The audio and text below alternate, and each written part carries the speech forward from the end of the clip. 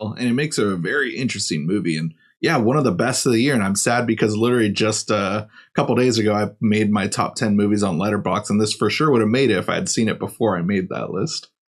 Ce qu'on va tenter d'établir ici, c'est que Ludovic Chevalier est l'auteur de ces meurtres, qu'il a filmé pour un auditoire privé, prêt à payer pour voir ça en direct dans ce qu'on appelle des Red Rooms.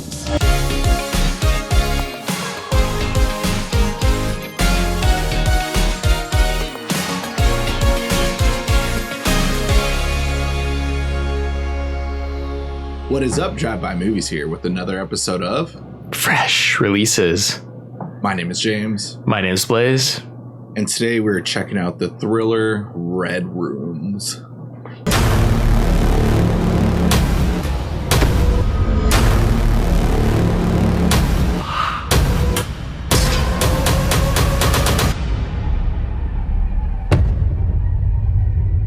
Red Rooms is the story of a model that becomes obsessed with a high-profile murder trial. So this film kind of came out of left field in a way. I think it's been out for a while now, but it was kind of like hard to view, I guess, throughout the year. Now it's, on VOD.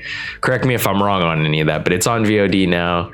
And we got access to it, so we checked it out. And I have to say, this is a film I saw popping up on a lot of people's top 10 lists. So I was definitely excited to see where it lied and fell for me. James, what'd you think of the film?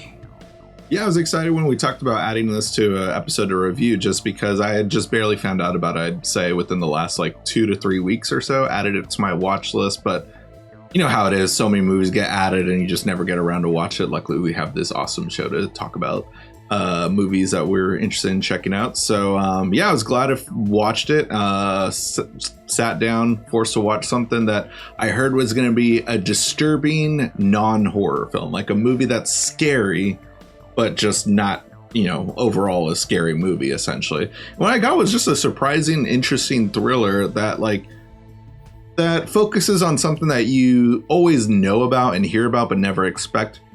Movies like No Man of God, or the one with the Ted Bundy killer, also starring Zac Efron. I think it's called Extremely Loud and Dangerous or something like that. You always hear about the fans, the obsessions that they have towards these killers, and the erotic fantasies that they like to put themselves in or something, or just imagine, or like to think that they're secretly innocent. Whether it is, this movie decides to focus on that, but not be too over the top with it or anything. What we have here are two real interesting characters, both coming at opposite sides, coming into this trial, and it makes it a very interesting movie. And yeah, one of the best of the year. And I'm sad because literally just a couple days ago, I made my top 10 movies on Letterboxd, and this for sure would have made it if I had seen it before I made that list. Well, you watched it in 2025 though, so yeah. No, I'm kidding. I'll be a stickler on that. But yeah, I would say that this movie definitely, I had watched Juror number 2 right before this, so I was just like, dude, I'm in too many courtrooms now. It feels like it feels like I'm getting sued or something. But yeah, this was a movie that took an approach that I wasn't really expecting. I saw it pop up on a lot of horror top 10s and horror fans their top 10 lists, and I thought okay, this is going to be pretty intense, especially there are scenes where they're about to show these videos of this serial killer in the courtroom, and I was like, oh, this is about to get really intense. But I felt like they did this kind of tasteful in a way and almost more realistic, where whenever there was evidence, maybe you only have the vantage point of where the person's sitting in the courtroom, or depending on where the TV is, or you're watching it from a small computer screen, so it's much smaller than as if you're watching it. You're getting this POV look at these characters and kind of their portrayal of what that type of serial killer groupie, for lack of better terms, really is kind of approaching that story. And it was cool to see the two kind of takes. You have the one who really believes that this guy's innocent. They're kind of the true crime nut who almost falls on the playing devil's advocate side of oh, there's no way they did it, they don't have all the evidence. And then you have the other person that's the actual serial killer group being like, oh yeah, they did it, but that's what I'm interested in, I guess. And that's our protagonist, which there's times where you're like not really sure where she lies. You know, she's like embedded kind of in this story in a more like carnal and like dark way than the other characters, a little bit more naive. But yeah, like up until, you know, she enters the courtroom with that wig, you're not really sure where she lies. And then you're like, oh, okay, this story definitely like took a different turn that I necessarily didn't see coming. And this film is horrific in a way, but it doesn't ever feel like overly like grotesque or, you know, stepping over the line, especially for the subject that it's about. Absolutely, yeah. This movie easily could have gone in the direction of like the Poughkeepsie tapes, where it actually shows the footage and everything. Like that movie, I've always praised like how it's made, like the mockumentary feel, but I always just thought it felt inauthentic with some of the acting, as well as just some of the over the top brutal murders and like, you know, assaults that are going on in that movie. And this movie has that same intensity without showing anything whatsoever. It's just all just sound effects, the reaction. That's all we need. It's already a horrific thing that we're hearing about, what happened to these poor innocent girls. And then just you don't need to show that. There's so many movies that do that, and you know, just for the sake of just getting your attention and going viral on TikTok. I forget what the movie was, but I know that there's a movie made by a director where the director like just like I think got 17-year-olds, and it's like a horrific movie where it's like reenacting sequences like to make it feel like a snuff film. I forgot the name of that movie. I shouldn't be bringing it up since I don't know the name of it, but I know it went viral on TikTok. And this movie is it Megan is Missing? Megan is Missing. Thank you so much for remembering it, because that's the exact movie I was thinking of. Yeah, like this movie could have gone in that direction, and it didn't need to. It's horrific just from hearing those sequences. And yeah, I really like the portrayal of just like this groupie being obsessed, but not like, you easily could have gone over the top with it, and they didn't, and I really appreciated that. And then also something I've always found fascinating is the dark web. I don't know how to get on there. I don't know what's going on there, but it's something that's always interests me, and I don't know how to film it realistically because I don't know what to expect. I don't want to go digging for it, essentially.